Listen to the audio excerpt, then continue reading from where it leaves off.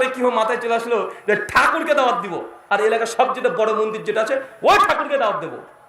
ঠিক আজকে রাতে তো হঠাৎ করে মনে পড়লো, তার পরের দিন দুপুর বেলাতে বেরিয়ে গেলাম, জোহরের সালাত আদায় করলাম, আদায় করে সাইকেল নিয়ে ছুটলাম, মন্দিরের সামনে গিয়ে দাঁড়িয়ে আছে। তখন এত বড় দাঁড়িয়ে ছিল না, এই 2-2.5 ইঞ্চি দাঁড়িয়ে হবে তখন, এত বড়।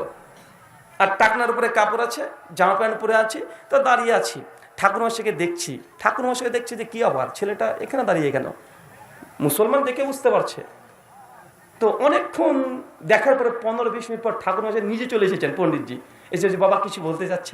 আমি যে ঠাকুরমশাই আসলে আপনার সঙ্গে কিছু কথা বলতে চাই, যদি আপনি সময় দিতেন তাহলে কিছু কথা বলতাম। উনি তখন মানে আমাকে এড়িয়ে যেতে চাচ্ছেন। উনি তো বলছে বাবা দেখো আজকে এখন ব্যস্ত আছি, সামনে শারদীয় উৎসব আছে, এখন কথা বলা সুযোগ হবে না। আজ তাহলে কবে আসবো? বলছে তুমি 2-3 দিন পরে এসো। আচ্ছা আচ্ছা 2-3 দিন পরে আসবো। ঠিক 3 দিন পর আবার মন্দিরের সামনে দাঁড়িয়ে আছি, প্রাচীর আছে মন্দিরের, আমি প্রাচীরের এই সাইডে, উনি আছেন মন্দিরের ভেতরে। উনি আবার লক্ষ্য করছেন যে হ্যাঁ আমি চলে এসেছি। উনি অনেকক্ষণ পরে এসে বলছে বাবা কিছু বলবো? বলছি আপনি 3 দিন পরে আসতে বলেছিলেন যে, ওই জন্য আসলাম। বলছি বাবা কি বলতে চাই একটু দ্রুত বলো, কারণ দেখছো মুসলমান মন্দিরের সামনে দাঁড়িয়ে, রাস্তার ধারে মানুষ যাচ্ছে, সবাই তাকাচ্ছে, কি ব্যাপার মৌলবীর ঠাকুর এক জায়গায়, মানে এটা তো সচরাচর খুব কম হয়। তো যখন এরকম সিন হয়েছে, তো উনি তখন বলছেন যে বাবা তুমি কি বলতে চাও বলো। আর যে ঠাকুর সেটা সময় লাগবে, আমার একটু লম্বা সময় লাগবে। বলছে বাবা অত সময় তো বের করা সম্ভব নয়। তখন আমি আবার চিন্তা করলাম যে এইভাবে ডাল গলবে না, ঘিও উঠবে না, আঙ্গুলটাকে বাঁকাতে হবে। আমি তখন বললাম যে দেখুন ঠাকুরমশাই, আমার বাবা প্রথমে হিন্দু ছিল, তারপর তিনি মুসলিম হয়েছেন, তা আমার জানার আগ্রহ আমার বাবা কেন হিন্দু ধর্ম ত্যাগ করে দিয়ে তিনি ইসলাম গ্রহণ করলেন, এই জানার আগ্রহ নিয়ে সত্য অনুসরণ করতে আপনার কাছে আমি এসেছি, যদি একটু সময় দিতেন। উনি এই কথা শুনেছে, বাবা তাই নাকি? আচ্ছা জি হ্যাঁ। বলছে আসো আসো ভেতরে আসো, ভেতরে আসো। উনি মন্দিরের গেট খুলে দিয়ে, মানে ব্যারিকেড গেট খুলে দিয়ে আমাকে ভেতর ঢুকিয়ে নিয়েছে। মন্দিরের উপরে উঠতে বললো। আমি না উপরে আর যাচ্ছে না, এই মন্দিরে যে ধাপি আছে ধাপিতে বসি, অনেক লম্বা ধাপি, তারপরে মন্দিরগুলো হয় অনেক লম্বা। তো আমি মোটামুটি ওই ধাপিতে এসে বসলাম। তারপর পরপর ধাপি বোঝেন না ভাই, সিঁড়ি, সিঁড়ি বোঝেন তো নাকি? তো ওইখানে বসেছি আমরা দুজন মন্দিরের একদম ইসেই। পরপর 3 দিন গিয়েছিলাম তারপরে ওনার কাছে, ও পণ্ডিতের কাছে, ওকে দাওয়াত দেব ইসলামের। তো 3 দিনের মধ্যে আজকে যে মন্ত্রটা প্রথমে পাঠ করেছি, ওই মন্ত্র অংশ নিয়ে আলোচনা করছিলাম। আমি পণ্ডিতজিকে বললাম পণ্ডিতজি আমার পিসিমা এখনো তারা হিন্দু, আমার বাবা জ্যাঠা জেঠি যা আছে সব এখনো হিন্দু। আমি এটা মিথ্যা কথা বলেছি এমনটা নয়, ভাবেন না যেন যে ওনার সঙ্গে কথা বলার জন্য মিথ্যা কথা বলেছি। আসলেই আমরা হচ্ছে ফার্স্ট জেনারেশন মুসলিম, প্রথম আমরাই। আমার আব্বার 4 ভাই 3 বোন সব এখনো হিন্দু সবাই। তো আমি তখন বললাম যে ঠাকুরমশাই পিসিমা যখন মাঝে মধ্যে বাড়িতে আসে, তো একটা কথা প্রায় বলে যে আপনাদের নাকি একটা অবতার আসবে শত্রুকে ধ্বংস করতে, কথা কি ঠিক? উনি তখন বলছে বাবা হ্যাঁ হ্যাঁ অবশ্যই ঠিক, কথা ঠিক, একজন অবতার আসবে। আচ্ছা নাম কি তার? উনি বলছেন যে ওই অবতার নাম হচ্ছে কল্কি অবতার। আচ্ছা কল্কি অবতার, আচ্ছা ঠাকুরমশাই কবে আসবে? বলছে বাবা এখনো অনেক পরে আসবে, কলিযুগের শেষে আসবে। কলিযুগ 4,32,000 বছর, অনেক পরে আসবে।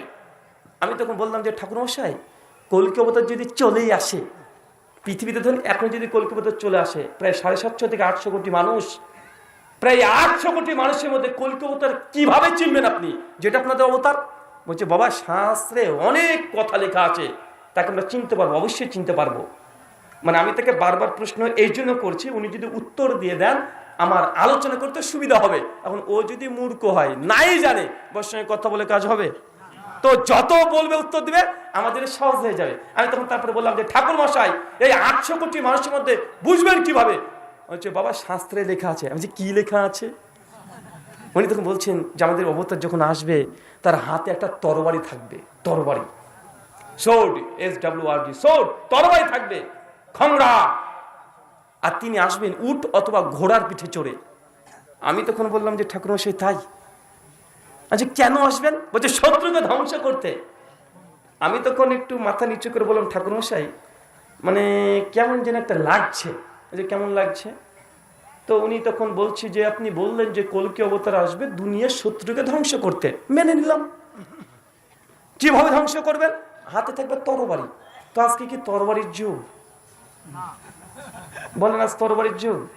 বলছেন এখনো আসেনি, আসবে ভবিষ্যৎ। তো ভবিষ্যৎ এখন তো এমন এমন মিসাইল উঠেছে আরে সর্বনাশ, এমন এমন মিসাইল উঠেছে 50 কিলোমিটার দূর থেকে যদি এখানে সুইচটি বাজায় মিসাইল মেরে একটা দেশকে উড়িয়ে দিবে। তো আপনার যদি কলকাতার তরবারি নিয়ে ঠং ঠং ঠং ঠং করতে করতে চলে আসে, আর শত্রুপক্ষের কাছে যদি মিসাইল থাকে, তো একটা সুইচ মারলে কলকাতার কত দূর যাবে, ও ধ্বংস করবে কি? আচ্ছা, এটা তো যুগের সঙ্গে যাচ্ছে না, তরবারির যুগ নাকি এখন। আমি তখন বলছি তাহলে কি ধর্মগ্রন্থে ভুল আছে? যে না না না বাবা, ধর্মগ্রন্থে ভুল থাকতে পারে না। আচ্ছা, তাহলে মানে আমরা বুঝতে ভুল করছি, তাই না? বলছে না, তুমি ঠিকই বলছো, আমরা বুঝতে পারছি না। বা কেউ স্বীকার করে ধর্মগ্রন্থে ভুল আছে? বলছে আমরা বুঝতে তারা ভুল করছি। আমি বললাম যে আপনি বললেন যে উট বা ঘোড়া এই জাতের কিছু উপরে চেপে কলকাতা আসবে, তাই তো এখন কি উটের যুগ, ঘোড়ার যুগ ঠকম ঠকম ঠকম করে যাবে? আরে গোটা বিশ্ব জগতে এখন এমন এমন রকেট বের হয়েছে, মাত্র 2.5 ঘন্টা গোটা বিশ্ব জগৎকে ভ্রমণ করে ফেলে। তো এই গোটা বিশ্বের যদি সন্ত্রাসীকে দমন করতে কলকাতার আসে, তাহলে এই ঘোড়া দিয়ে কাজ হবে? আপনি ঘোড়া নিয়ে যাবেন না ট্রেন দিয়ে উড়িয়ে দিয়ে চলে যাবে? তো এটা তো যুগের সঙ্গে যায় না। এই ভবিষ্যৎবাণীগুলো দেখে মনে হচ্ছে যে এটা খুবই পুরাতন ভবিষ্যৎবাণী। আপনি বলছেন কলকাতা আসবে, কিন্তু এগুলো তো যুগের সঙ্গে যায় না। উনি তো বলছে দেখুন বাবা, আসলে এই শাস্ত্রীয় বাক্যগুলোকে এই ওপর পর দেখলে হবে না, অনেক গভীরে প্রবেশ করতে হবে। ওই যে রবিশঙ্কর ডাক্তার জাকির নাকি বলছিল না, ঢাই একশের প্রেমকে পারে সে পণ্ডিত হো। ডক্টর জাকির নায়ক সাহেব তিনি অনেক কথা বলেছেন, ওই যে বারবার ঘুরে ফিরে একই কথা, ওই ধরনেরই কথা। অনেক গভীরে প্রবেশ করতে হবে। ঠাকুরমশাই, এই মন্ত্রের আমার কাছে একটা ব্যাখ্যা আছে, যদি শুনতে চান অভয় দেন তাহলে বলতে পারি। উনি তখন বলছে বাবা কি ব্যাখ্যা তুমি বলো তাহলে। আচ্ছা, আপনি বলছেন কলকাতার আসবে ভবিষ্যতে, আর আমার মনে হচ্ছে আপনাদের এই কলকাতার অলরেডি চলে এসেছে। চলে এসেছে মানে কে সে ব্যক্তি? আচ্ছা, আমাদের নবী মুহাম্মদ রাসূলুল্লাহ সাল্লাল্লাহু আলাইহি ওয়াসাল্লাম। বুঝলেন, তোমাদের নবী আমাদের অবতার হতে যাবে কেন? আমি বলছি আমাদের নবী তিনি তরবারি দিয়ে যুদ্ধ করেছেন জীবনে 25 খানা। করেছে কি করেন কথা বলে? 25 খানা যুদ্ধ করেছে, 25 মদিনা সব জায়গায় গিয়েছেন। ওনাকে যখন এই কথা বললাম তখন বলছে যে বাবা আসলে তোমাদের নবী করেছে ঠিক আছে বুঝলাম, কিন্তু এই ভবিষ্যৎবাণী তো তার জন্য করা হয়নি। আমি তো বলছি দেখেন, আপনার এই ধর্মীয় গ্রন্থকে যদি সত্য মেনে নিই তাহলে মানতে হবে যে এই ভবিষ্যৎবাণী আজ 1500 বছর পিছনে চলে যান, তবে এই ভবিষ্যৎবাণী পূর্ণ হতে পারে, নচেত পারে না। ভাই এখন তরবারির যুগ আসবে? কি মনে করছেন তরবারির যুগে আসবে? আর এখন তো এআই চলে এসেছে। এআই চলে এসেছে না ভাই? AI, artificial intelligence. আরে বাবা, এর তো মানে বাকি আর কিছু নেই। মানে এই যখন চলে এসেছে মানুষের হাতে হাতে, এখন বাকি আর কিছু নেই।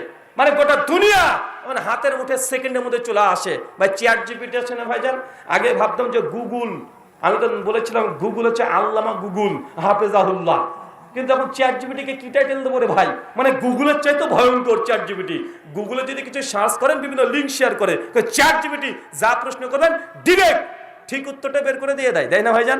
মানে আবার কত বড় মুফতি, কি বলবেন? মানে আল্লামা চ্যাট জিপিটি রহিমাহুল্লাহ না হাফেজাহুল্লাহ, মানে আল্লাহ যেন চ্যাট জিপিটি হেফাজত করে, ফিতনা থেকে যেন আমাদেরকে রক্ষা করে। তো এখন তো এই যে যুগ, যা যুগ, এই যুগে কখনোই সম্ভব নয় যে তরবারি আবার ফিরে আসবে। এখন তো অত্যাধুনিক আধুনিক যন্ত্র চলছে। যেন এই কথা বললাম, ঠাকুরমশাই তখন বলছে না বাবা এটা মানতে পারবো না যে আমাদের অবতার তোমাদের নবী হয়ে যাবে। আমি তখন বললাম যে ঠাকুরমশাই এই কল্কি অবতার নিয়ে বেশ কিছু আমার পড়াশোনা আছে, যদি জানতে চান বা অভয় দেন তো বলতে পারি। ওদের ঠিক আছে বলো। তো আমি দেখলাম যে লোকটা আসলে পণ্ডিত অমুসলিম হলেও সে আমার কথা শুনতে চাচ্ছে। আমি তখন বললাম শ্রীমদ্ ভাগবত গীতা অধ্যায় নম্বর 4 শ্লোক নম্বর 7 আর 8 দুটো মন্ত্র আছে। আমি মন্দিরে বসে আছি, মন্দিরে বসে আমি মন্ত্রটা পাঠ করছি। শ্লোক গীতার, গীতা বলছে यदा यदा हि धर्मस्य ग्लानिर्भवति भारत अभ्युत्थानं धर्मस्य तदात्मानं सृजाम्यहं परित्राणाय साधूनां विनाशाय दुष्कृतं धर्म संस्थापनार्थाय সম্ভাবমি যুগে যুগে। কৃষ্ণ বলছেন যখন ধর্মের মধ্যে অধর্ম নেমে আসবে, মানুষ পাপ অন্যায় অত্যাচারের মধ্যে নিমজ্জিত হয়ে যাবে, ওই সময় স্বয়ং স্রষ্টা একজন অবতার পাঠান। কেন?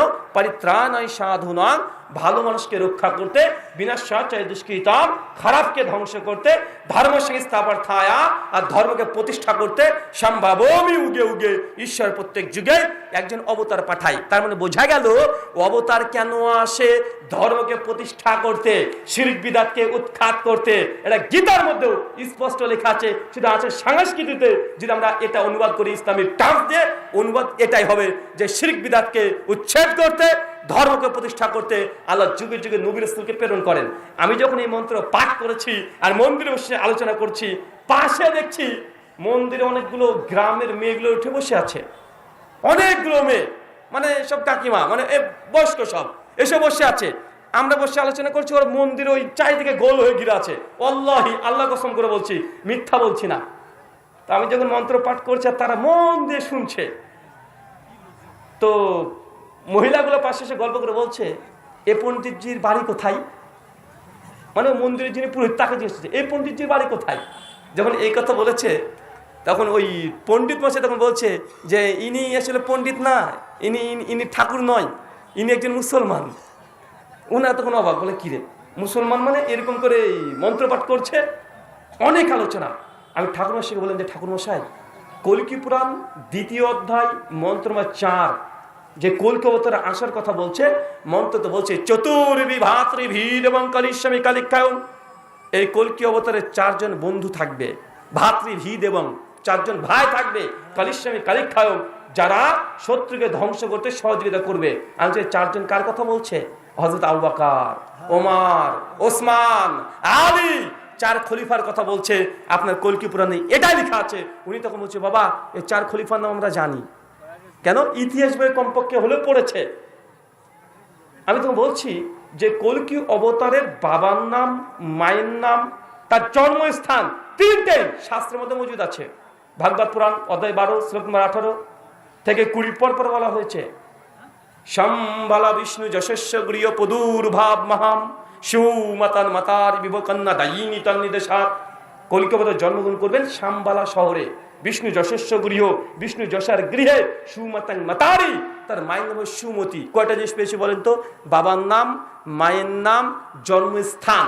আমি তখন ঠাকুরজিকে বললাম, যেখানে বলছে শাম্বালা শহরে, তো শাম্বালা শহর কোনটা? শাম্বালা মানে কি? শাম্বালাতে সংস্কৃত শব্দ, বাংলা মানে করলে কি হবে? শান্তিতে পরিপূর্ণ একটা জায়গা বা স্থান। আরবি করেন দারুল আমান, সূরা 3 আয়াত নম্বর 4 এবং 5 আল্লাহ বলছেন ওয়াহাজাল বালাদিল আমিন, শান্তি নগরীর কসম, মক্কা হচ্ছে শান্তিতে পরিপূর্ণ জায়গা। সংস্কৃত করেন শাম্বালা। বিষ্ণু যশস্য গৃহ, তার বাবার নাম হয় বিষ্ণু যশা। বিষ্ণু যশা মানে বিষ্ণু মানে ঈশ্বর, যশা হচ্ছে ইয়াস থেকে মানে দাস, মানে ঈশ্বরের দাসের ঘরে তার জন্মগ্রহণ হবে। আমাদের নবীর পিতার নাম কি বলেন তো চিৎকার মেরে? আব্দুল্লাহ। আব্দুল্লাহ মানে আল্লাহর গোলাম, আল্লাহর দাস।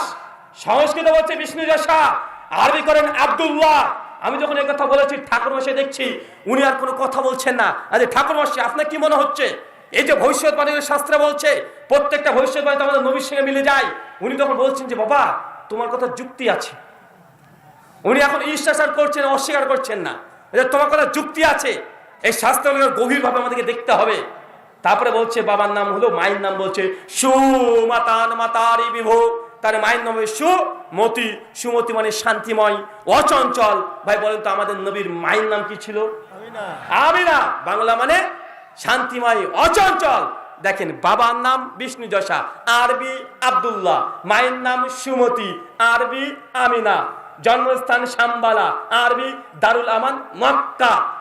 3টে মিলে গিয়েছে কি যায় নাই? আমি যখন এই সমস্ত গুলোর দীর্ঘ আলোচনা যখন প্রায় শেষ লগ্নে, উনি তখন বলছে বাবা ধরে নিলাম যে তোমাদের নবীর ব্যাপারেই বলছে, তো এত আরবি সংস্কৃত বাংলা না করে তোমার নবীর নামটা যদি ডাইরেক্ট আমাদের শাস্ত্রে থাকতো, তাহলে তো আমরা হিন্দু সনাতনের সবাই তোমাদের নবীকে অবতার হিসেবে মেনে নিতাম। আমি তখন বললাম যে ঠাকুরমশাই আপনার কাছে কোনো শাস্ত্র আছে মন্দিরে? বলছে যে আছে, ভাগবত পুরাণটা আছে। আচ্ছা যান নিয়ে আসেন। উনি মন্দির থেকে ভাগবত পুরাণটা নিয়ে আসলেন। দেখছি যে ভাগবত পুরাণ এত মোটা, গীতা প্রেসের সম্ভবত ছাপানো ছিল, তো কমপক্ষে আমার মনে হলো 1950-এর পরে ছাপানো, একদম হালকা ওয়েট। বইটার দাম মনে হয় প্রিন্ট আমি ভালো করে লক্ষ্য করে দেখলাম যে 2 টাকা কি 1.5 টাকা এরকম দাম, মানে 50 বছর আগেকার, 2000 যদি 12-13 হয় প্রায় 60 বছর আগেকার। আমি তখন বললাম যে ঠাকুরমশাই, এই ভাগবত পুরাণের 2য় অধ্যায় মন্ত্র সংখ্যা 76, যেটা গীতা প্রেস আছে, পদ্মপুরাণ থেকে শ্লোকটাকে নেওয়া হয়েছে, ওটা একটু দেখেন তো কি লেখা আছে। 2য় অধ্যায় মন্ত্র 76। উনি তখন সঙ্গে সঙ্গে নিয়ে ভাগবত পুরাণটাকে এইভাবে তিনি খুলছেন, 2য় অধ্যায় মন্ত্র 76, 2য় অধ্যায় মন্ত্র 76 খুলে তিনি ধরে আছেন। আমি তখন একটু পরে বলছি, ঠাকুরমশাই পেয়েছেন মন্ত্রটা? উনি কোনো কথা বলেন না।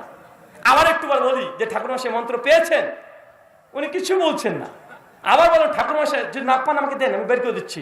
উনি তখন বলছেন যে রুহুল ভাই, এই মন্ত্রটি এখানে ছিল, আমি এতদিন ধরে দেখতে পেলাম না। বলছে 2য় অধ্যায় মন্ত্র সংখ্যা 76, পৃষ্ঠ নম্বর 13, লাইন নাম্বার 21 থেকে 26 ডান দিকে আছে। আমার চোখে ভাসছে এখন, একদম ডান দিকে আছে। ভাগবত পুরাণে 18,000 শ্লোক, 12টা স্কন্ধ, 18,000 শ্লোকের মধ্যে 2য় অধ্যায় 76 শ্লোক, মানে প্রথমে না 13 পৃষ্ঠা, 2000 পৃষ্ঠার বই 13 পৃষ্ঠাতে কথাটা লেখা আছে। উনি বলছেন যে রুহুল ভাই, এই মন্ত্রটা এখানে ছিল, আমি দেখতে পেলাম না এতদিন। মন্ত্র কি বলছে জানেন? অবাক হয়ে যাবেন। মন্ত্র বলছে, অজ্ঞান হে তাকৃত মুহাম্মদ, মুহাম্মদ অন্ধকারিণী নাশিনী। পরিষ্কার আল্লাহ নবীর নাম। হেতা দায়াতে বিবেক, ও লোগো মোহাম্মদ নাম এক আদমি ধরতি পার পধারেগা। মোহাম্মদ নামের একজন ব্যক্তি অচিরে দুনিয়াতে আসছে, অন্ধকারিণী নাশিনী। এই ব্যক্তি অন্ধকারকে দূর করতে আসবে। কোন অন্ধকার? রাতের অন্ধকার না, অন্ধকার জাহেলিয়াতকে ধ্বংস করে নূর নিয়ে একজন ব্যক্তি আসছে। হেতা দায়াতে, মানুষকে হেদায়েতের পথ দেখাতে আসছে মুহাম্মদ। তার নাম মুহাম্মদ, স্পষ্ট মজুদ আছে, স্পষ্ট মজুদ আছে। যখন এই মন্ত্রটা যখন বের করে দেখিয়ে দিয়েছি ঠাকুরমশাই, বলছে ঠাকুরমশাই এবার আপনার কি ধারণা? উনি তখন দেখছি যে তার চেহারাটা যেন কেমন একটা হয়ে গেল। তারপর আমি ভাবছি মানে ঠাকুরমশাই এখন মুসলমান হয়ে যাবে, মানে আমারও দাওয়াতের জজবাটা বেড়ে গেছে। আমিও চাচ্ছি যে আরো বলি উনাকে। আমি তো ভবিষ্য পুরাণ থেকে এটা দেখাচ্ছি, লিঙ্গচ্ছেদ আশিকাহী নামাস স্ত্রীধারিণী শুধু শাখা উচ্চলাপি সর্বভোক্ষী ভবিষ্যতে জনমামা। এই ব্যক্তি থাকবে লিঙ্গচ্ছেদন করা, বাংলা বলবো নাকি, শিকাহী নামা, তার পেছনে জল টিকা থাকবে না।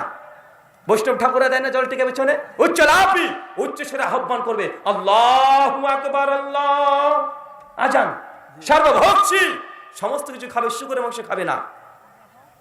পঞ্চগর্ভ সমান্বিতাহা, সে যখন পবিত্রতা অর্জন করে ঠিক 3 দিন কি 7 দিন এরকম কিছু হবে, প্রায় 1 সপ্তাহ পরে সম্ভবত। ঠাকুরমশাই দেখছি, আমি তাকে ফোন করেছি, ফোন করে বলছি পণ্ডিতজি কেমন আছেন, ভালো আছেন? উনি তখন বলছে রুহুল আমিন ভাই, আপনি আমাদের মন্দিরে আর আসেন না। আমি তখন বলছি যে পণ্ডিতজি কেন, কি সমস্যা, কোনো প্রবলেম হয়েছে, মানে আমার কোনো কথায় আপনি আঘাত পেয়েছেন, বা আপনার প্রতিবেশী কেউ কিছু বলেছে, কেউ খারাপ মনে করেছে? যদি আমার কোনো কথা যদি অনুভূতিতে আঘাত পেয়ে থাকেন আমাকে ক্ষমা করবেন, আমি আপনাকে আঘাত দিতে চাইনি। উনি তো বলছেন আসলে তা নয়, আসলে তুমি যখন তোমাদের ইসলাম ধর্ম সম্পর্কে আমাকে বলো তখন আমার মনে হয় যে তোমার ধর্মটাই ঠিক, আর আমি যখন ভক্তি করি আমার তখন আমার মন লাগে না, মানে ইখলাস চলে যায়, মানে আমাদের ভাষায় ইখলাস চলে যায়, মানে আমাদের আমার কোনো নিষ্ঠা থাকে না। আমি তখন বুঝতে পারলাম যে তার হৃদয় অন্তত পক্ষে স্বীকার করে নিয়েছে। আমি বলছি তুমি আর মন্দিরে এসো না। আমি বলছি যে ঠাকুরমশাই ঠিক আছে, কোনো সমস্যা নেই, আমার দায়িত্ব তো এটাই ছিল, সত্য পৌঁছে দেওয়া। ফাযাক্কির ইন্নামা আনতা মুযাক্কির লাস্তা আলাইহিম বিমুসাইতির। হে নবী, আপনার কাজ সত্য দাওয়াত পৌঁছে দেওয়া। 10 20 এবং 21 নম্বর আয়াত। আমি ঠাকুরমশাই বললাম, ঠাকুরমশাই আপনাকে আমার সত্য দাওয়াতগুলো পৌঁছে দেওয়ার দায়িত্ব ছিল, আমি পৌঁছে দিয়েছি। জবরদস্তি করে ধর্ম গ্রহণ করতে হবে এটা ইসলাম আমাদেরকে বাধ্য করেনি। জবরদস্তি করে কেউ যদি কাউকে মুসলমান করে ফেলে এটা ইসলামে হারাম। লা ইকরাহা ফিদ্দীন, দিন ইসলামে কোনো জবরদস্তি নেই। সূরা বাকারা আয়াত নম্বর 256, লাকুম দীনুকুম ওয়ালিয়া দীন, তুমি তোমার কর্মফল পেয়ে যাবে, আমি আমার কর্মফল আমি পেয়ে যাব। সূরা কাফিরুন আয়াত নম্বর 6 এবং 7। অতএব আমার দায়িত্ব শেষ, আপনার যা মন চাই আপনি তাই করতে পারেন। কুলিল হাক্কু মির রাব্বিকুম ফামান শাআ ফালইউমিন, সত্য রবের পক্ষ থেকে আসে, যার ইচ্ছা গ্রহণ করবে সফল কাম, গ্রহণ করবেন না আপনি পরকালে ক্ষতিগ্রস্ত হবেন।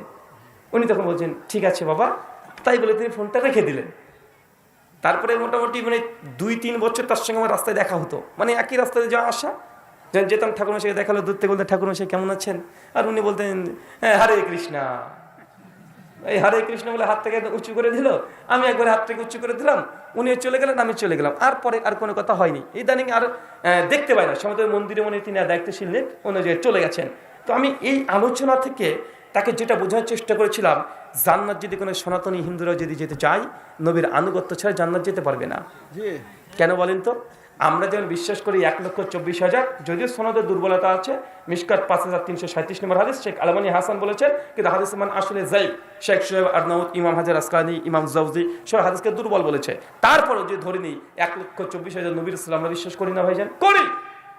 হিন্দুরা বিশ্বাস করে 10 জন অবতার। কয়জন অবতার? 10 জন অবতার। সর্বশেষ অবতারের নাম কি? কল্কি। একে যদি আনুগত্য না করেন আপনি জান্নাত যেতে পারবেন না, এটা হিন্দুদের বিশ্বাস, তাদের থিওলজি। তো আমি যেটা দেখি তাদের মানে শাস্ত্রগুলো পড়ে যে এই ব্যক্তি অন্য কেউ না, এটা মুহাম্মদ রাসূলুল্লাহ সাল্লাল্লাহু আলাইহি ওয়াসাল্লামের কথাই বলেছে।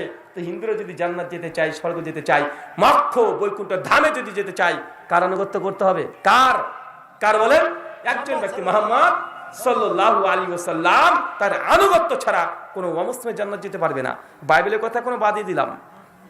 ইহুদি ধর্মগ্রন্থ, আলহামদুলিল্লাহ আমার একটা ডিবেট আছে, ইউটিউবে চলে যাবেন, বাংলাতে লিখবেন brother Rahul Hossain versus Partha Das Gupta, debate মুসলিম বনাম খ্রিস্টান, মোহাম্মদ সাল্লাল্লাহু ভবিষ্যৎবাণী, একটা 3 ঘন্টার ডিবেট আছেন খ্রিস্টান পণ্ডিতের সঙ্গে। কে কে দেখেছেন হাত তোলেন তো দেখি।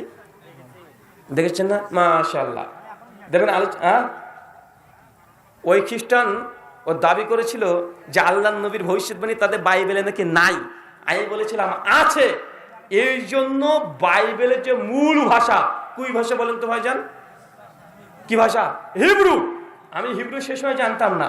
যখন ডিবেট হবে তখন আল্লাহর নবীর যে ভবিষ্যৎবাণী হিব্রু বাইবেলে আছে, ইংলিশ বাইবেলে খুঁজতে আপনি সেভাবে পাবেন না। কেন? ইংলিশে ট্রান্সলেশন করে ফেলেছে। আমি ওই শেখার জন্য, মানে ডিবেটের জন্য আমি হিব্রু ভাষা প্রায় 2.5 থেকে 3 মাস ধরে আমি চর্চা করে অন্তত রিডিং পড়া শিখেছিলাম, যে হিব্রু যে আল্লাহর নবীর ভবিষ্যৎবাণী আমি হিব্রু বাইবেল থেকে বের করে দেখাতে পারি। সেই সময় 39,000 টাকা খরচ করে লন্ডন থেকে হিব্রু মূল টেক্সট হিব্রু বাইবেল থেকে কিনে এনেছিলাম, একটা বই 39,000। Song of Solomon chapter 5 verse 16। Hebrew তো আল্লাহ নবীর নামটা স্পষ্ট মজুদ আছে, হিক্কো মামতাকিম ও খুল্লু মুহাম্মাদিম জেহদুদি ওয়া জেহরাই বেনাত ইরুশালিম। হিক্কো মামতাকিম ও কুল্লু মুহাম্মাদিম জেহদুদি ওয়া জেহরাই বেনাত ইরুশালিম। হে বনি ইসরাইল তোমরা শোনো, ওয়াচির একজন ব্যক্তি আসছে, সে অনেক মিষ্টি ভাষী, তার নাম মুহাম্মাদিন, তার নাম মুহাম্মদ। স্পষ্ট হিব্রু বাইবেলে লেখা আছে। এখনো দেখবেন দীর্ঘ 3 ঘন্টার আলোচনা খ্রিস্টানদের গির্জাতে গিয়ে, ওটা তাদের গির্জাতে, এটা যেমন হিন্দুদের মন্দিরে, আর এটা ডাইরেক্ট তাদের গির্জার মধ্যেই 3 ঘন্টা আলোচনা ডিবেট করে প্রমাণ করা হয়েছে যে বাইবেলের মধ্যে মুহাম্মদ সাল্লাল্লাহু আলাইহি ওয়াসাল্লাম ভবিষ্যৎবাণী আছে। করে খ্রিস্টান যদি জান্নাত যেতে চায়, ইহুদি যদি জান্নাত যেতে চায়, একজন ব্যক্তি, তার নাম মুহাম্মদ সাল্লাল্লাহু আলাইহি ওয়াসাল্লাম। মুসলমান আমরা গুরুত্ব বুঝতে পারলাম না, আমরা পীরকে ধরে বসে আছি, মাযহাবের ইমাম হানাফি, শাফি, মালিকি, হাম্বলি, তাকে ধরে বসে আছি, একে ধরে ওকে ধরে বসে আছি, মূল ব্যক্তিকে আমরা ছেড়ে দিয়েছি।